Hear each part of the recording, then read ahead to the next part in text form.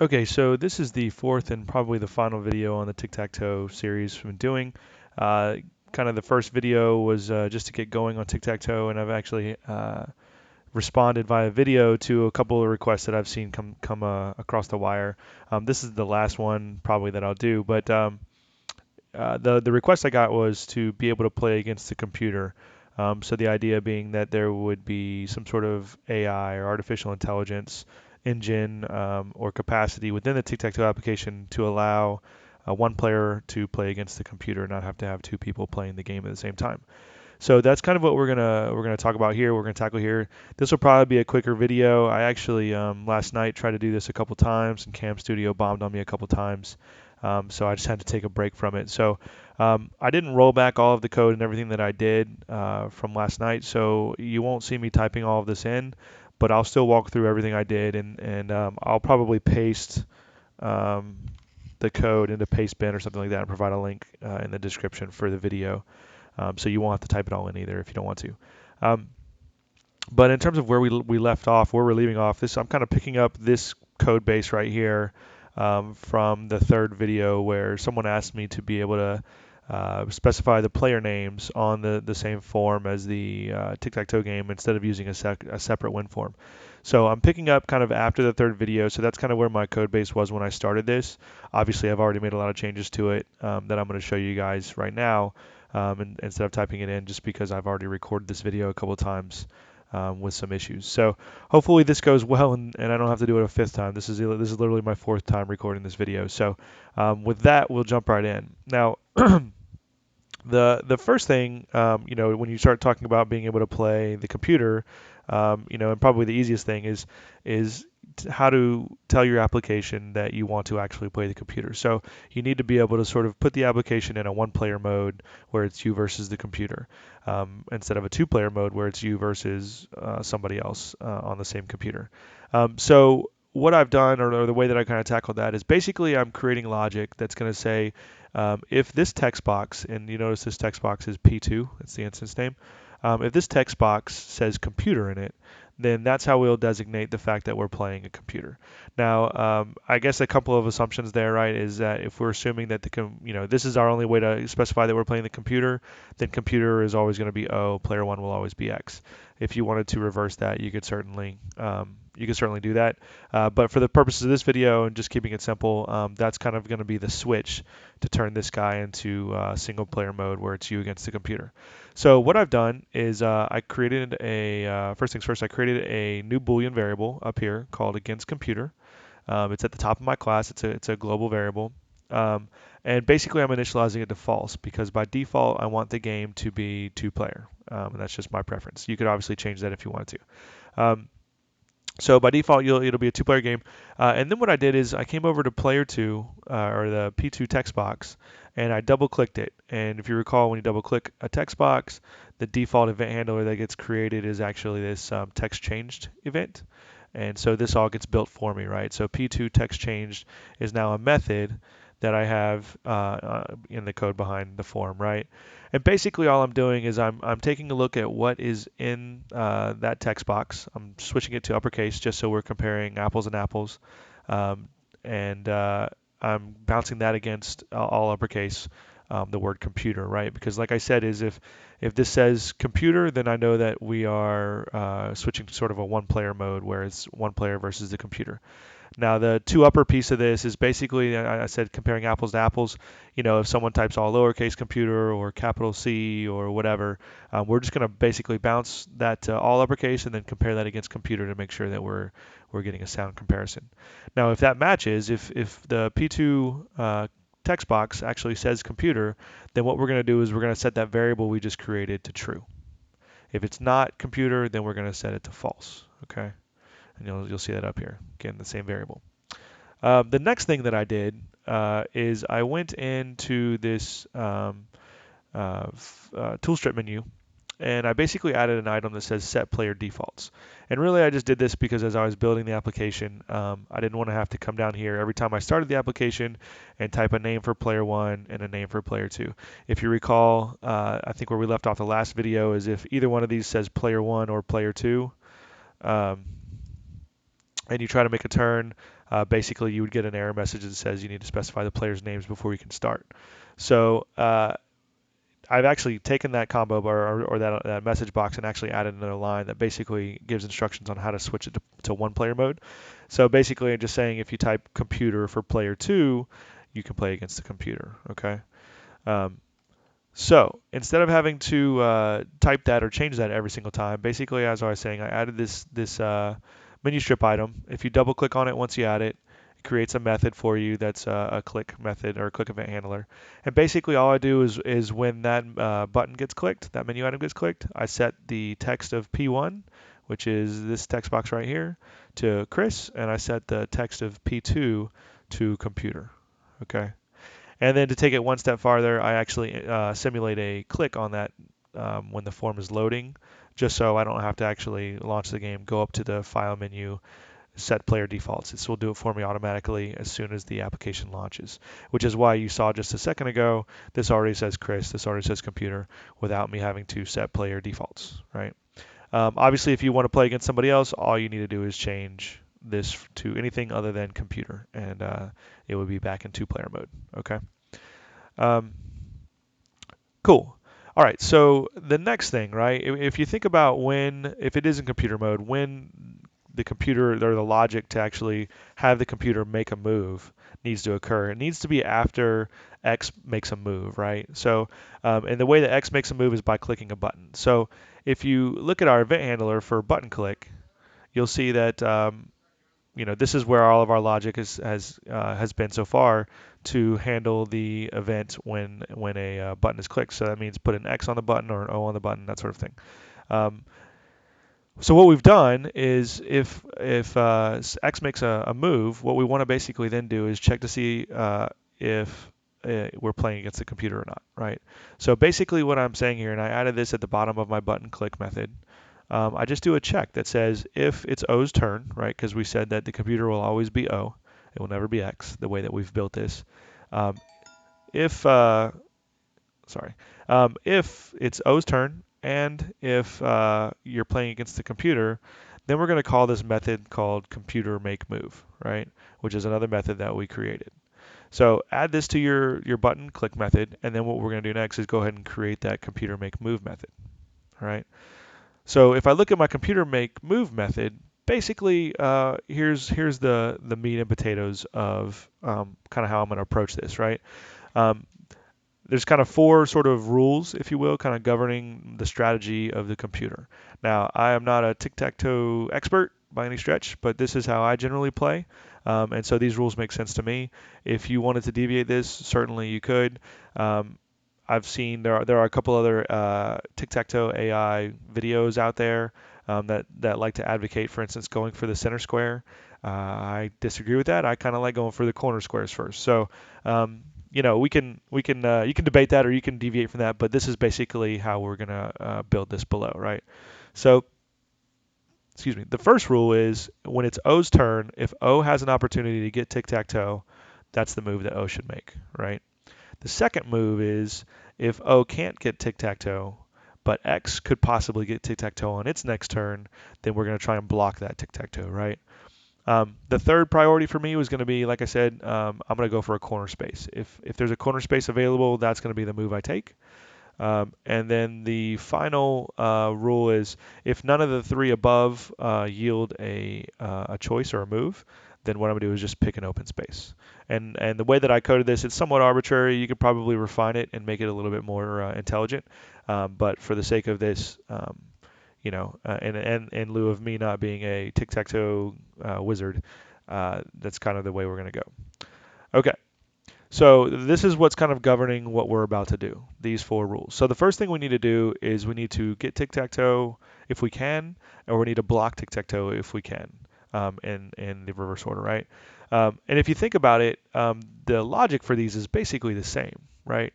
If we're looking for tic-tac-toe, basically we're going to look for an opportunity where we have two consecutive O's, or in a two O's in a row or in a column or diagonally, and then we're gonna if the third square in that row or column or diagonal is available, then we want to put our O there, right? Because that would give us tic-tac-toe. So what we would do in that method is basically we look for all opportunities, all possible combinations where we could find an O to drop into onto our board or a move to make so that we could accomplish tic-tac-toe. The exact same thing, exact same logic holds true for blocking tic-tac-toe, right? Except for instead of looking for O's where we have tic-tac-toe opportunities, we're going to be looking for X's where there are tic-tac-toe opportunities and we're going to try and block them. So essentially, we're going to use one method to accomplish both of those things. And as you can see, we creating, or actually, let me step back a second. I created a variable called move. It's a button data type, and I'm going to initialize that to null. And then what I'm doing is this look for win or block method here. Basically, this is going to be looking for a win, right? So we're passing it O. So we're going to be looking for opportunities where we could put an O to accomplish tic-tac-toe. So when we get down here in a second, when I explain this, looking for a block, we'll use the exact same method, except for we'll be looking for where X has tic-tac-toe opportunities so that we can block it. Okay. But let's go back in here now and let's look for win or block, right? And so we're looking for O's, which is why we pass it the O value, right? That's the mark, the parameter that we're passing in. This method is going to return a button, and the button that it returns is going to be the button that we want to click, right? That's just sort of what we're going for here. So let's look at this. Again, this is a lot just to type in. You can see there. Basically, we're examining all possible cases here where there might be a tic-tac-toe opportunity. And so there may be a smarter way to do this. It's quite possible that there's a smarter way to do this. This is really simple and really straightforward, so this is kind of the way that I approached it. You could probably get fancy iterating through controls and looking at different ways to do this instead of hard coding it. But this works, and frankly, it's not that long. It's not that long. Although you may want to copy this. So I'll drop all of this kind of code into Pastebin so you can copy and paste. So you don't have to type this all in. If you want to type it in, just pause the video, obviously, and you can type away. But basically, this method is broken into three separate sort of chunks, right? We're going to do horizontal tests, looking for tic-tac-toe opportunities horizontally. We're going to do vertical tests, right? Looking for tic-tac-toe opportunities vertically. And then the last piece of this is we're going to look for diagonal tests, right? So anywhere we can get tic-tac-toe diagonally. And it's very, very simple, right? So basically what we want to do is we want to look at all the possible combinations that are out there. For instance, and if you recall as well, the way that we named our instances of these buttons is sort of makes sense. So this is kind of row A, row B, row C, column 1, column 2, column 3, right? So this would be A1, this would be A2, this would be A3, this would be B1, B2, B3, C1, C2, C3, like that, okay? Which is going to actually help us out, right? It's going to make this process a little bit easier. So let's look at our very first test right here.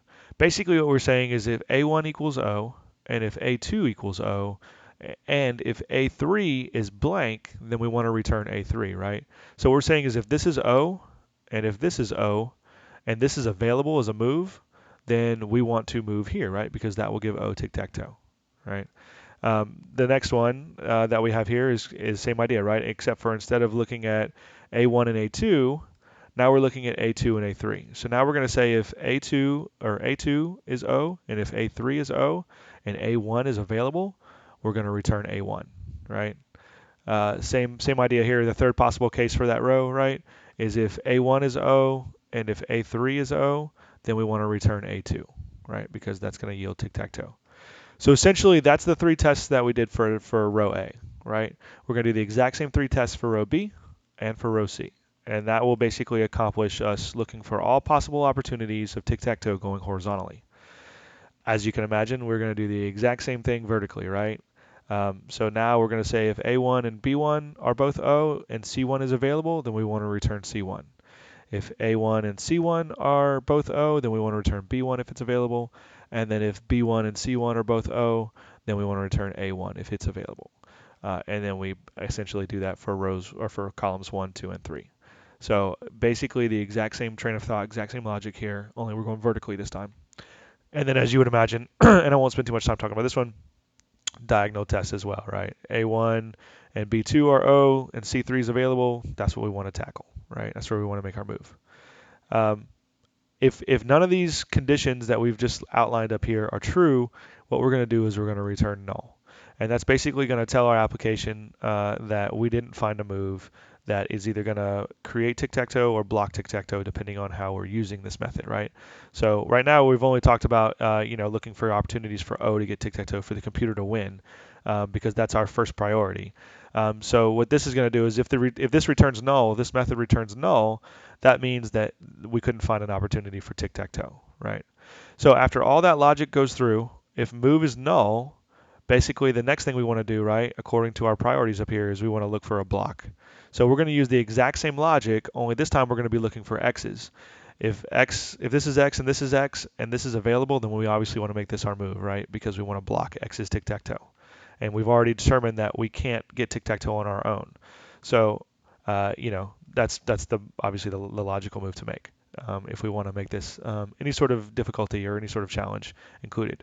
Now, again, if it goes through this iteration where it can't find tic-tac-toe for O, and there's nothing to block for X, the next thing we want to do is if move is still null after those two conditions are all checked, then we want to look for a corner, right? So basically the method's going to work exactly the same. It's going to return a button. The control logic looks a little bit different, right? So we're going to say basically if A1 equals O, then we want to return the first instance of a corner that is blank, right? That is empty, that hasn't been taken. So if this is O, then we'll take this square, or this square, any of the available corners. If A3 is O, right, then we want to look at one of these three corners. If C3 is O, and if C1 is O. Basically, you're trying to pick a corner that makes sense for you, right, or is opposite of you. You could probably simplify that. I just feel like there's a little bit more opportunity there to make a smart move.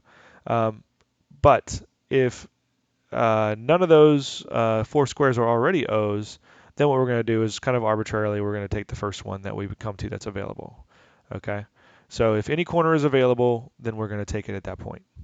If none of those conditions are true, so for instance, all the corners are already taken, then we're going to return null, right? If we return null, right, if move is still null, then we're going to basically just look for an open space, right? So if we look at this method, essentially what's going on here is we're declaring a button, and then we're looping through each control on the form. Now this piece of code right here basically performs a cast. And casting, you take a generic object type and you can cast it into another object type. So what this is going to try and do is for each control on our Winform, and think of controls, right? This is a control, this is a control, the buttons are controls, the text boxes are controls, the labels are controls. And so what this method is going to do is it's going to try and cast each one of those controls to a button. Now, obviously, when it tries to cast a text box to a button, it's going to fail, right? Because it's not a button. So what it will do, what this piece of code will do is if it can't cast the control, if it cannot cast the control as a button, it will return null, okay? And so B will have a null value, right? So if I'm only wanting to look at the buttons, right, because that's all I care about right now is looking at the buttons. If I only look at the buttons, then I don't want B to be null, because if B is not null, that tells me that I'm looking at one of my buttons. And then basically what I'm doing is I'm saying if B.text is empty, that would tell me that the button has not been selected as a move yet. I'm going to return that button. So again, this is very arbitrary, large in part. It's just going to basically pick the first open move that it finds available.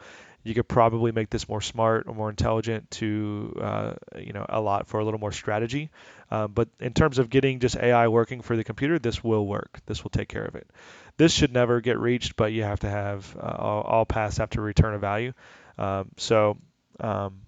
We'll have this, but this will never happen just the way the game works and the way it's built.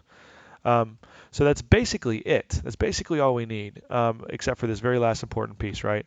So once we determine what our move should be, then we're going to perform a click on that. So if you recall, move's a button, right? So whatever move ends up being, we're going to perform that click, okay? So if we run this now, X goes first, O picked a corner, right? If that makes sense. There was no tic-tac-toe to block, there was no tic-tac-toe to gain, and if you recall, our logic says next we're going to go for a corner space, so O went for a corner. If I go X here, again, there's no tic-tac-toe to block, or to get, there's no tic-tac-toe to block, so we're going to go for another corner, right? Let's say X goes here. Well, O wins, right? O is going to try and look for tic-tac-toe, and if it finds it, it's going to make that move, right? If we deviate a little bit, um, you know, we can get a draw, right? Lots of ways to do this. But basically, what you can see is if there's no, um, you know, or actually, there you go. There's a good example, right? Where there's two tic-tac-toe opportunities. It blocked the first one, but obviously we win the second one, right? So you see what's going on here. Again, there's probably a lot of different ways you could do this. This is just one way. Um, it's probably, I feel like this is probably on the scale of difficulty for a computer. This is probably, top 90%, right? The computer's playing competitively. It's not easy. Could it be tougher? Possibly. I don't know. Like I said, I'm not a tic-tac-toe guru. So, um, anyways, hope this helps you out, and hopefully this recording doesn't bomb when I try and stop it here in just a second, and I don't have to do this again. But hopefully this helps you out, and good luck. I'll drop some of the code here into Pastebin, so you don't have to type it all in. Take care.